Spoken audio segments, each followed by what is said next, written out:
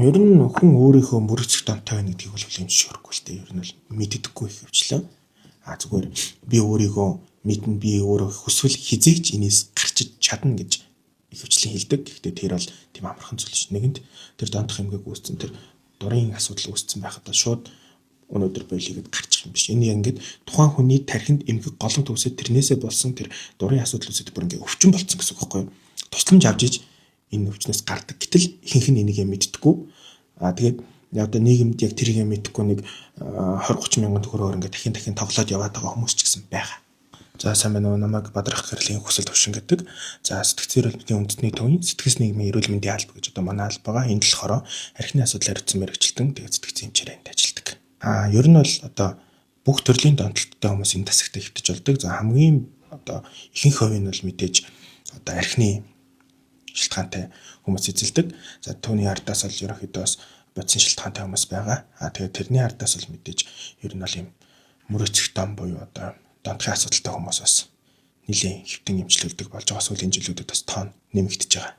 Ер нь сүүлийн зүгээр 2 жилийн тоо баримтаас үзэхэд өнгөрсөн жил болохоор яг тухайн донтох эмгэг буюу мөрөцөх дон гэдэг аншоор хэвтсэн 36 эмчилүүлэгч байсан.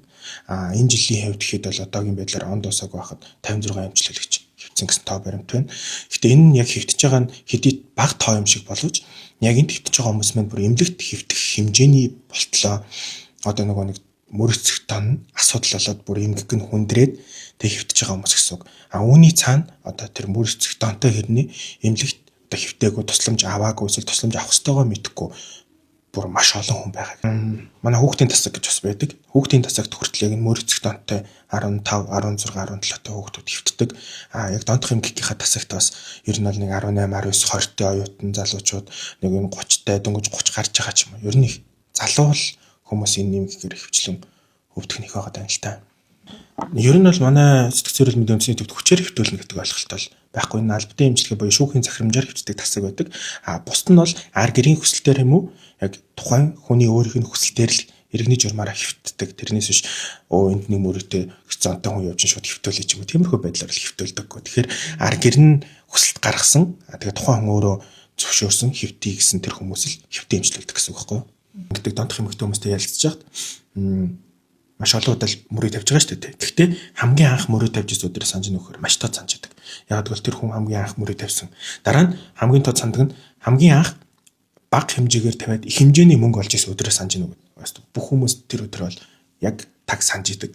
Тэнгүүд ингээд хэвийн урсгалаараа явж исэн тархинд яг тэр их хэмжээний допаминыг ялгаруулах тэр над жаргалын дааврыг ялгаруулах нэг үйл явдал болсон байгаас тэнгүүд тэр үйл явдал нь маш тод дурсамж болоод хадгалагдаад үлдчихдэг. Тэгээд ямарваа нэг тийм санхүүгийн асуудал ч юм уу сэтгэл зүйн асуудал ч юм уу ямарваа нэг тийм жоохон л асуудал тулгарх юм бол тарих ад жаргалтай болох амархан ад жаргалтай болох сонирхолтой учраас чи тэрийгэ хийчихвэл чи ад жаргалтай болох юм шүү гэдэг тийм тохиог тухайн хүнд үзүүлдэг гэсэн үг байхгүй. Тэнгүүд тухайн хүн маань буцаад мөрөцөж ч юм уу тийм мөхрөө байдлаар дахин давтагдаад энэ зүйл дахин давтагдах тусмаа бүр дахин давтагдаад л байдаг юм тойрог руу орчдөг.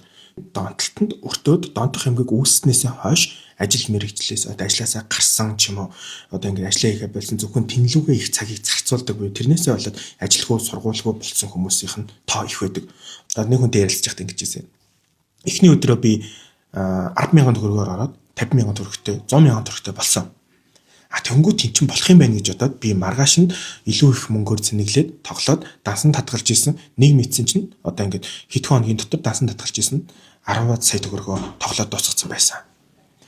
Тэгэд үүний ардаас яасан гэхээр за тэгвэл одоо зээл авчи. Тэгээд тухайн хүн мөнгөгүй болсон чинь одоо тэр санхүүгийнхаа асуудлаас гарахын тулд одоо илүү их мөнгөөр тоглоно гэсэн үг шүү дээ. Донтох эмгэгийн нэг одоо хэцүү тал нь ер нь бол энэ өөрөө сэтгэл зүйн өвчин. Тэгэхээр эмчилгээ нь бол сэтгэл засал эмчилгээ байдаг.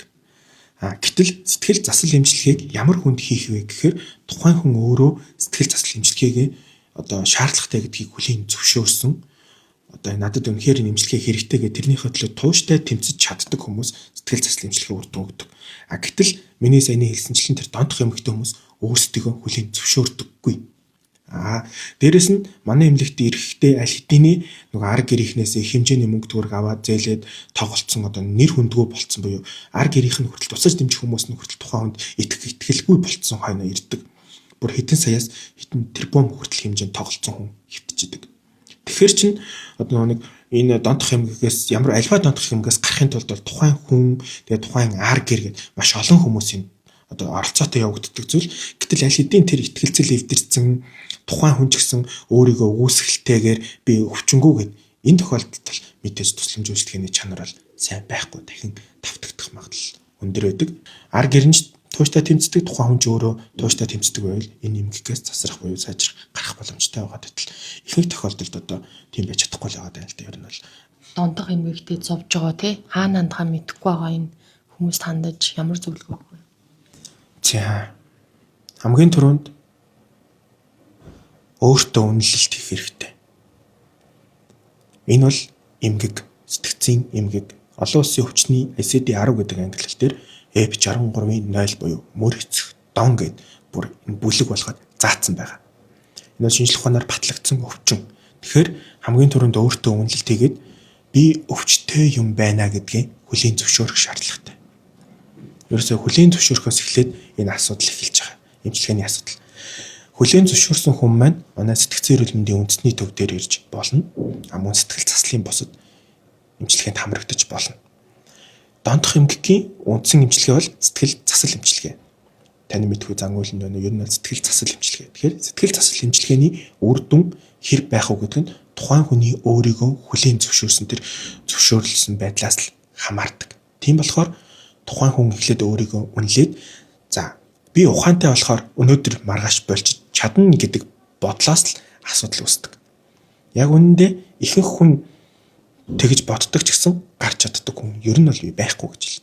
Заашгүй танд тусламж шаардлагатай. Өөртөө үнэлгээ хийгээд донтох эмгэгийн шинж тэмдэг байна л гэж үзэх юм бол зайлшгүй тусламж аваарай.